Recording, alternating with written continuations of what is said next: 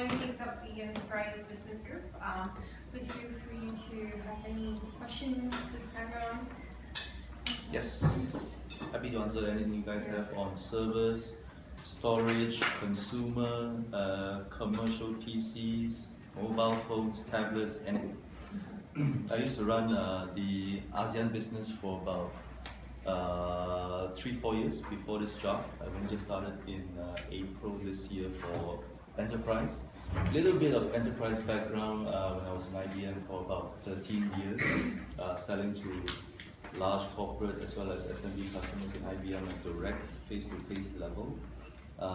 Since I joined Lenovo, most of that has been around PCs, commercial PCs at the beginning, later on consumer PCs as well, plus devices like phones and tablets in recent years. Right? So mostly in mature, in emerging markets, let's call it that. Are you going to talk, or should we just start with questions? Please start with questions. I have a phone question. Sure. With regard to enterprise. So a big play for Microsoft this year is obviously Windows 10, and that's laptops, tablets, phones, right? One platform. You obviously played well in enterprise laptops. I guess less so in tablets and phones. So are you going to have like an enterprise sort of solution that includes like the whole of the Windows 10, or apart from HoloLens? Right. Well, I'm not going to speak about specific product in product terms, but from an enterprise perspective, and we've looked at this a number of ways. What does an enterprise really want from a mobile device that their employees use? Okay. Couple of things, regardless of what operating system it is. They want to use it for email functionality mostly. Very little of the traditional PC kind of productivity that you would be looking at, like a Excel or Word or PowerPoint kind of stuff, but more around specific usage cases. It could be an insurance case. It could be wanting to sign up a customer for an insurance, or it could be in banking, or it could be a customer service rep needing to fill in specific forms with the end user, customer or consumer. So very specific cases like that. But majority of the cases that enterprises are using devices for is basically checking email. Right, and being on the go, or allowing them to be on the go to check email, etc. Much like what we are doing within Lenovo. So the kind of requirements for devices like that, usually around security. Right? And it doesn't matter what kind of device that the end user is using, but the main, I guess, criteria for enterprises when it comes to, mobile devices is security, and making sure that that device is secure, nobody is able to hack into it, or when that device gets lost, the data on it is safe and is able to be wiped out remotely. So those are the kinds of areas that we enable on our Android devices, on our phones, as well as tablets, and not just on traditional Windows PCs. So we're not looking at a seamless or end-to-end operating system environment, but enabling really different operating environments for different usage cases. In cases where productivity is important, then Windows obviously is the natural, I guess, form factor or operating system for productivity. But if you're talking on the go, small devices, whether it's a small phone, phablet, or tablet, then the market leader by far today is Android-based devices, and that's where we've put a lot of investment on Android-based devices today for our smartphones, for our tablets. But you don't think then that there will be pull-through of Windows 10 phone sales with Well, I haven't seen the Windows 10 phones in particular, so I can't comment. But the majority by far of acceptance level, let's call it that, among phone users is Android, and we intend to make sure that we are there to address that market.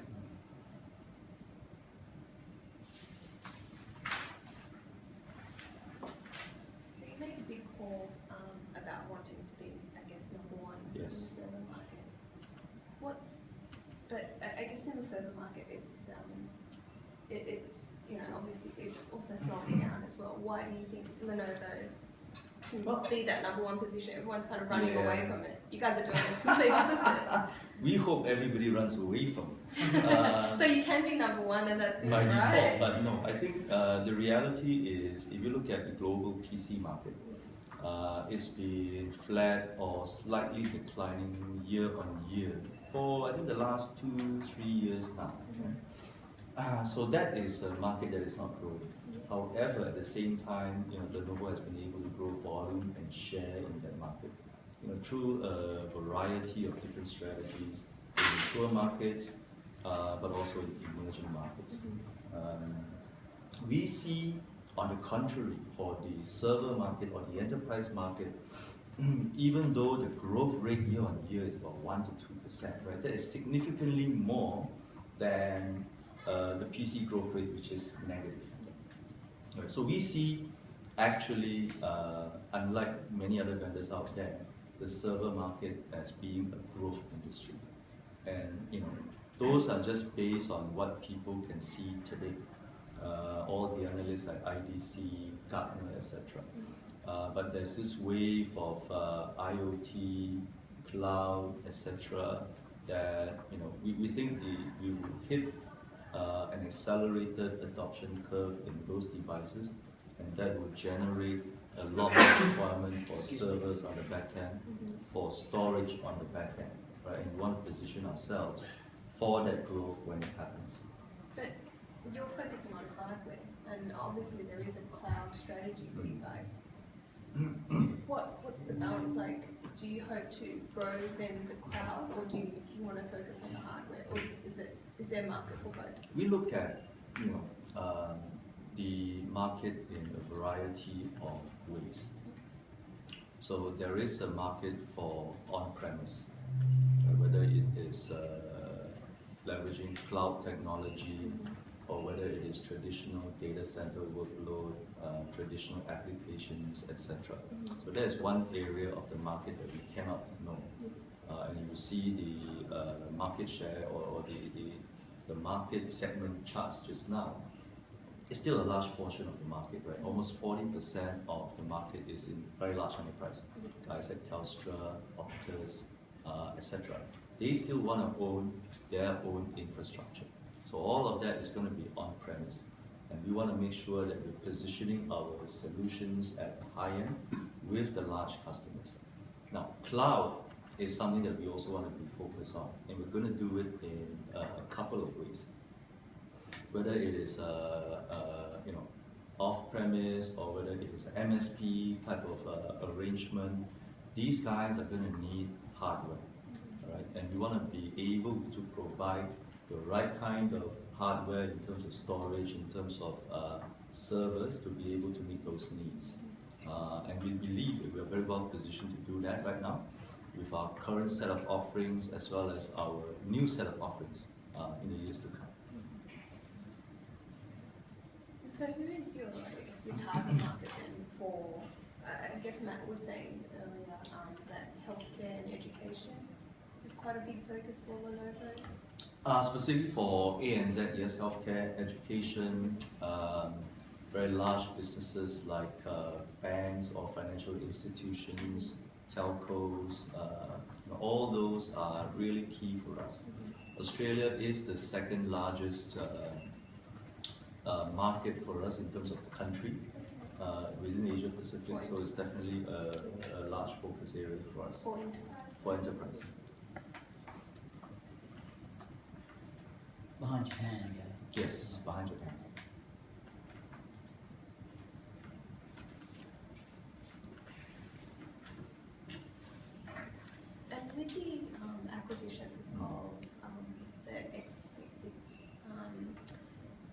mentioned in your presentation that there were, I guess, issues when you were trying to get approval for The that. regulatory approvals. Yeah. Did you kind of expect that to happen and Ah. for it to take that long? And I think not that there were issues, we expected all the issues. It took slightly longer than we would have liked. The key for us was during that period, the length of time that it took for all the approvals to get done.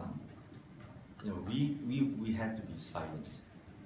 That was the only challenge. We could not go out and speak freely about what our strategy was going to be, about what we were going to do with the business, etc. Because we just could not, due to all the regulatory approvals that was going on. That would have prejudiced many of the discussions that were going on. So we just could not do that. Our competitors use that window basically just to say bad things about us, which we could not respond effectively or publicly. Now the shoe is on the other foot. Instead of a couple of years ago, one of our competitors said they're better together, and now they've decided they're no longer better together, but they're going to be better apart. So we're not sure what strategy that they're pursuing, but our strategy from day one has been very clear, and that is we want to make sure that we have every aspect of the IT requirements covered from an opportunity perspective. So if you talk about Internet of Things, if you talk about mobile, right? We don't just want to be able to cover the device side, but we also want to cover the explosion of demand that's going to happen on the server processing end as well as the storage end of the business. And what's your estimate of people or enterprises wanting to take up the whole solution from Lenovo? Well, I don't have a specific figure, right? But right now, if you look at it across the whole spectrum of businesses that we are in within Asia Pacific, the overlap of customers and business partners between the traditional PC mobile side of the business and the enterprise side of the business is very small. So we're looking at something like 30 to 40% overlap. Okay? Is that globally? Just within Asia Pacific. That tells me that we've got tremendous opportunity to grow our server business in our PC customers and channel partners, and the reverse is also true. We've got tremendous opportunity to grow our PCs and mobile devices among our traditional enterprise type customers.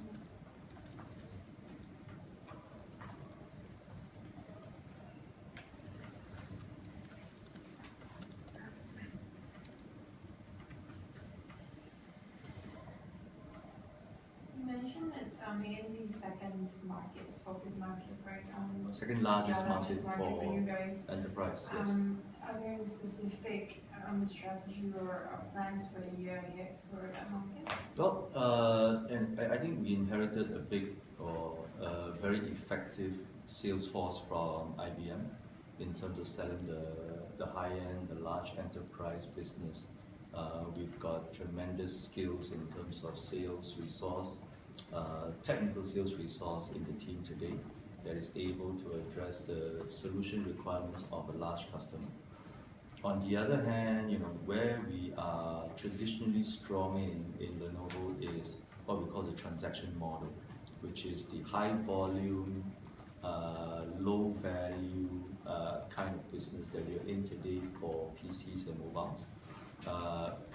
Our plan, which we're executing right now, is to leverage those skills that we have in the SMB channels, in particular, to drive more volume of entry-level servers, which in a sense, right, if you want to call it that, entry-level servers and storage, those are the high-volume, fast-moving kind of products in the server world, which traditionally has not been focused on a lot, even by our competitors, but we believe we can bring the value in terms of not just the product, but the entire ecosystem around that and deliver more value to our customers that way.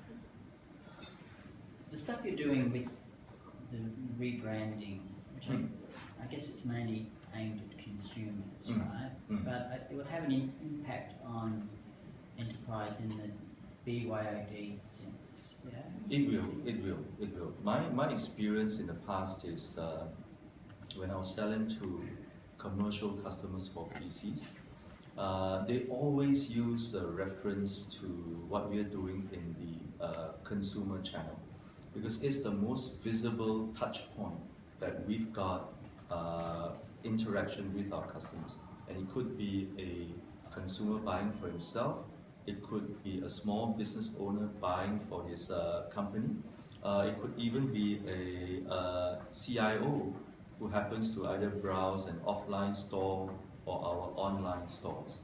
And all these different interactions and touch points does have value to not just a commercial PC purchase, but I believe very strongly that it will also have a value to an enterprise or server level type of interaction. That's one level. The other level is we are also, the change of the logo and the brand is just one aspect of it. The deeper or underlying push behind that is really our intention or strategic intent to go digital. So you will see a lot more interactions from Lenovo coming out, which are basically social media, digital focus, rather than just sort of all across or all over the shop. And the reason we do that is we want to be a lot more focused. Even on enterprise customers, we are starting to use social media, digital media, using platforms like LinkedIn to reach out to our existing customers, but also new customers. If you chase the, what was it, 18 to 20, what was the market segment? 18 to 30, the millennial generation, yes. Is there risk that you can undermine your credibility in sort of the pointy end? Right. Well, I don't think so. I mean, I had a discussion with another group from Hong Kong, Taiwan, Korea just now, exactly this point. And their point was, if you look at the way business is being done today, it's totally changed, especially in the SMB space, right? People are using tools like Google Mail or Gmail. They're using Dropbox, SkyDrive, OneDrive, whatever you want to call it. But essentially, those are the new tools that consumers, individuals, as well as even SMBs, and to a certain extent, some large corporates are using, right? And we need to be in that mix in terms of where our brand sits. If we are not, then I guess we'll be seen as one of those probably you can call it has-been IT companies, but we want to be at the forefront of pushing the envelope in terms of what IT can do for not just consumers but for enterprise. And I think we will gain more, you can call it likes, if you will, than dislikes, all right, by leveraging on the millennial generation than what traditionally has been done in the past. And you think that the Lenovo brand can play well with millennials? Like it's 3 syllables, right? So it's not really a good brand. Well, yeah, it's too long. It's too long. Okay, I'll take that feedback. Yeah. I'll take that feedback. Unfortunately, that's what we have to work with. But you have all the sub-brands, right? Yes. ThinkPad, that's a better brand. ThinkPad. If you look at ThinkPad, it's 2 syllables, but it's targeted at commercial. My kids, for example, may not want to use it. Yoga is a great brand, so we are beginning to segment that along those lines. But we will only have, I guess, a selected number of key sub brands. In the past, we had a multitude of sub brands. We had IdeaPad, idea center, the whole gamut of different brands across the board. We are consolidating some of them to make sure that we only invest in yoga, for example. That's a key brand for us. ThinkPad is another key brand for us. On the smartphone side, Motorola is a key brand for us. Motorola or Moto? Both. Because Moto has only 2 syllables. Exactly right. Like Moto Maker and so on. Yes, and those are some of the brands that we are building up. The Vibe on the one that I'm using here on the Lenovo brand of phones. That's another layer of I guess brand sub-branding that we will be also investing in. But the overall umbrella will be Lenovo, and you see that become a lot more exciting than what we had in the past, right? Which was for those who do. And to be honest, in many countries in the world, for those who do, didn't really mean much. Like you go to China, for example, you can't really translate for those who do very well into either Chinese or Japanese. Right? And just a monolithic standalone brand by itself that that is a lot more flexible. I think will work well for us. So what's the new tagline again? We don't have a new tagline. It's just Lenovo. Yes. Or we don't have a new tagline. There was a tagline mentioned earlier today. I think there was. Attitude. It's an attitude. We want it to be a... Yes. Never stand still? Yeah, never stand still. Yeah, that's it. Never stands. So, but it's not a tagline, it's just the brand attitude. Well, philosophy, yeah. Yeah. The beauty of it is, our tagline can change Exactly. tomorrow, or whatever we want it to be. Never stand still. Which tagline do you want today? That's right. Where do you want Hashtag what do you want today? Yeah, that's right. Not that there were hashtags when Microsoft had slogan. Does it help or hinder? Like being a end to end, does it help you, like in the consumer space, does it help you that you're in the enterprise space, or? Well, it doesn't help. It doesn't help. It doesn't help. To a consumer, it doesn't matter Does it hurt whether you though? we have servers or not, but you're right, it doesn't hurt us. Yeah. If I'm buying a mobile phone, then I wouldn't care whether this company also makes servers or not.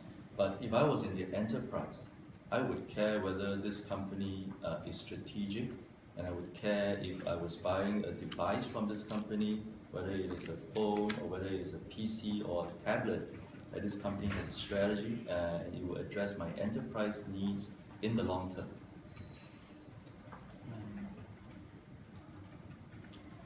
With your consumer marketing strategy, how difficult is it to just strike that right balance where, like the people that you use in your ads, it's so easy to make it too far in the wrong direction, suddenly they're really annoying, and the brand becomes annoying. Like how hard is that to strike the right balance? That's a good question. I think you're gonna get Nick to address this, right?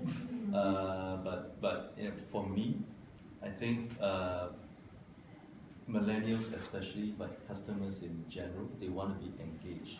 They don't want to be talked down to, but they just want to be engaged, right? And that's a millennial trait that we found across the board. Whether you're a millennial in Indonesia or Australia, it doesn't matter. People want to be engaged, and the best way that we can go about it is to go and engage them, find out what they want, find out what they like, and then give them exactly what they told us that they want. Rather than say, hey, I'm the best brand in the world, come and buy us, or we're the coolest product, come and buy us. That's not the way, or that's not our marketing strategy per se as it is today. How we do it, we'll engage our consumers or potential consumers and customers through social media. So the majority of our interaction and engagement will be via social media, whether it is Facebook, Instagram, Twitter, even LinkedIn. Those platforms are available, and we're leveraging every single one of them, right? And in different countries, it's different, right? Indonesia has the highest number of Jakarta alone has the second highest number of Twitter users in the world, something like that. Okay, so depends on the city, depends on the country, but we will leverage all the different social media platforms to engage our customers, not to give them a single monolithic message about what we are or what we do. But at the same time, you need to have a sort of unified message, right? So you're doing thousands of different messages, but somehow you need to keep it consistent. Yes, and that's the challenge for us. Is we basically what's different from today versus 3 years ago is we're not just a PC company anymore. We are let's call it a connected device company, right? Or smart connected device company. And we're selling devices across the board. And now we're also moving into the enterprise, the data center, and so on. So we're going to be careful that we bring across that message well to customers. That's basically our major challenge here. The brands that we talked about, we're going to make sure that customers also know that the ThinkPad is not just a ThinkPad, but it's a Lenovo ThinkPad. IdeaPad is a Lenovo IdeaPad, etc. Rather than just standalone different bits and pieces here and there. If you're a smart connected device company, can you be taken seriously with 5% share in smartphones or whatever your share is now? Like you've got to be, at least got to be number 3, right? Like a clear, like. Yes, you're right. And the whole impetus behind our strategy today is we are number 1 in PC, number 3 or number 1 in PC plus tablet, number 3 in all smart connected devices. The whole impetus behind our strategy today, at least on the device front, is to grow our mobile devices for phones as well as our tablets. Right? And as Rod mentioned earlier this morning, is we need to get it to at least a clear number 3 or number 2 position in both of these markets for smartphones as well as tablets, in order for us to at least claim to be a smart connected device company worldwide. And we're all well on our way to achieving that goal. Right? We're doing it by a couple of ways. One is, through inorganic means, like by the acquisition of companies like Motorola, in the past companies like NEC and so on. And we've had a great track record, I must say, in terms of integrating many different businesses, many different cultures from different businesses into the Lenovo fold. And we've done that very successfully with NEC, with the IBM PC business in the past. And we fully intend to continue the track record with the Moto acquisition as well as the System X acquisition. Do you think Windows 10 is going to make the number 3 spot very hard to hold on to? What do you mean? Well, I mean, I would think not that the Nokia brand, well, in fact, the Lumia brand has a very good chance of becoming number 3 in the next couple of years. In terms of share? Yeah. Smartphones. Yeah, for phones. Yeah, your point is that Microsoft is better off keeping the Nokia brand. Oh, not Lumia, rather than Nokia. They're handing Nokia back. But I mean to say that number 3 is going to be a very difficult position to hold. So you're number 3 now, right? Yes. But it seems to me that Microsoft has a very decent chance of making a resurgence. Well, let me say this, and this is just smartphones in particular. Let me just say this. We believe that we can achieve a strong number 3 position this year and go on to even overtake the number 2 position in the near future, regardless of any other competitors that's coming from behind. And we also believe that the Android ecosystem, the Android marketplace is going to grow a lot faster compared to all other operating systems.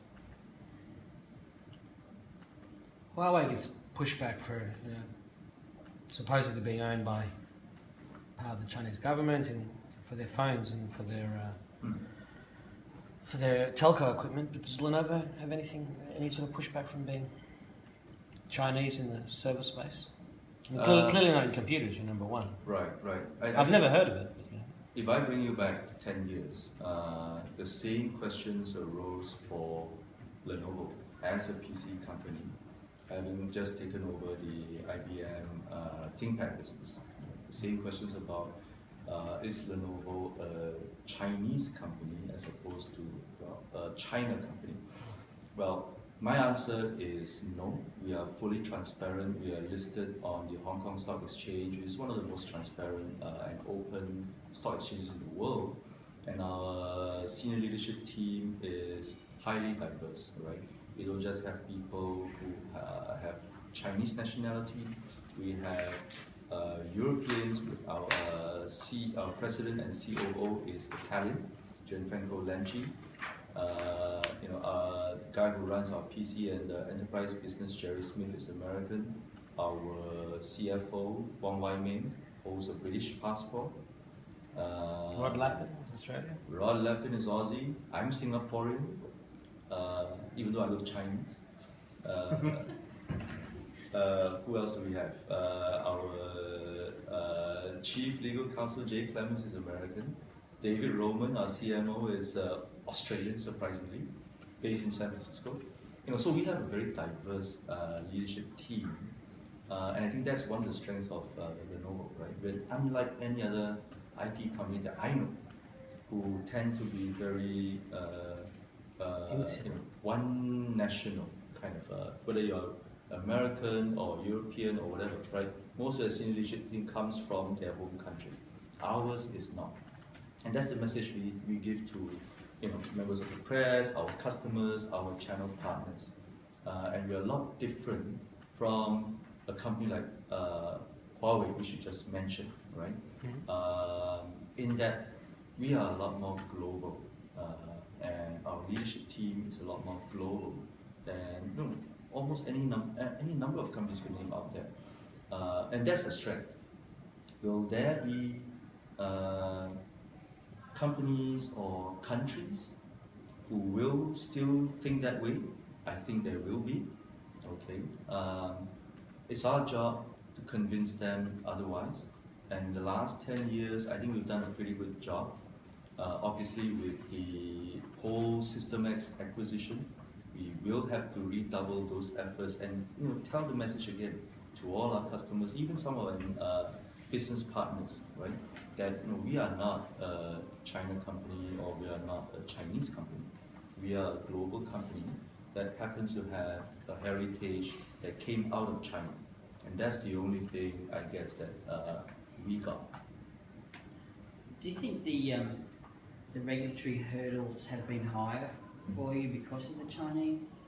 Like in terms of the Moto acquisition and the Server X and stuff? I'm not party to the discussions that we'll have, but I think we had a great partnership with all the authorities, particularly the ones in the US and in China, to get these couple of deals through, and we were absolutely transparent in our discussions as well as our dealings with all the regulatory authorities, which is why we got the approval to go ahead with the sale.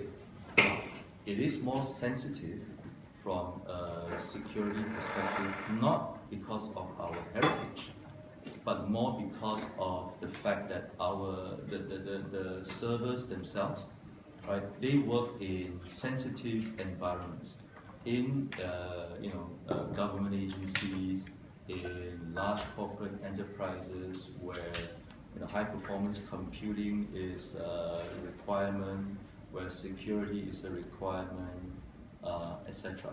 So those needed to be addressed, and I think we've addressed every single one of the concerns from all regulatory agencies.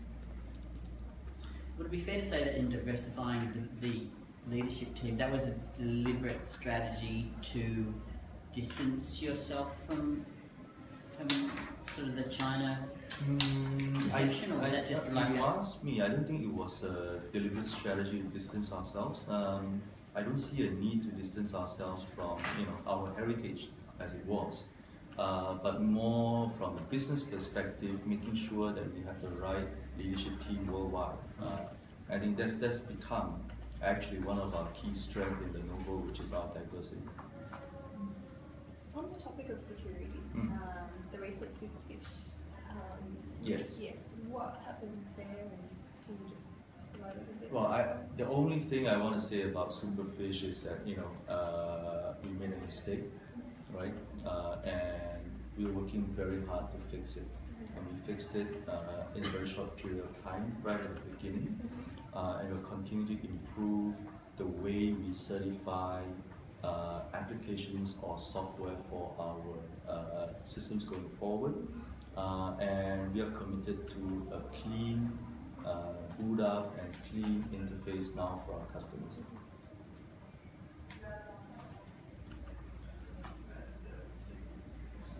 We have time for one more question.